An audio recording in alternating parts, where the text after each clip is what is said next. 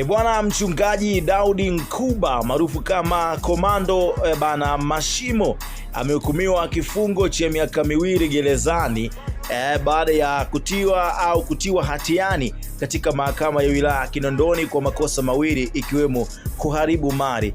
Mashimo alikabiliwa na mashtaka matatu ambapo upande wa jamhuri umethibitisha makosa mawili na kushindwa kuthibitisha shtaka la kutishia vurugu kama walivyomshtaki.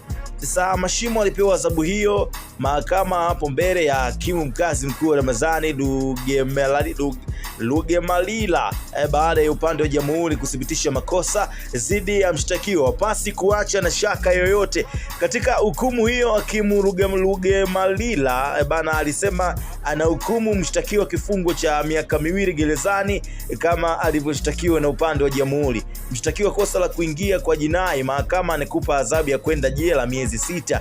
Kosa la kuharibu mali, mahakama inakutia hatiani na kukupatia 9 adhabu kwenda jela miaka 2 bila mahakama inakuachia huru kwa kosa la kutishia kwa kuvurugu kwa sababu upande wa jamhuri umeshindwa kuthibitisha shtaka dhidi yako, hivyo utatumikia kifungo cha miaka 2 gerezani.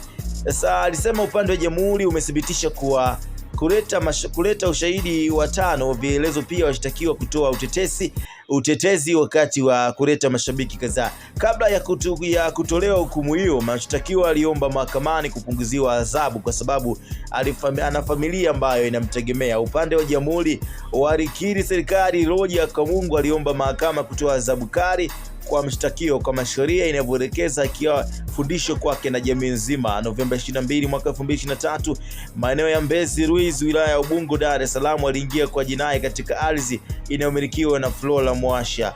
Pia mshtakiwa katika kipindi hicho cha makusudi na kinyume cha sheria aliharibu ujenzi wa vyumba vilivyoko maeneo ya Mbezi Ruiz ambapo ni mali ya Flora Mwasha. Katika shtaka la 3, Adewa alimtishia Lamson Vincent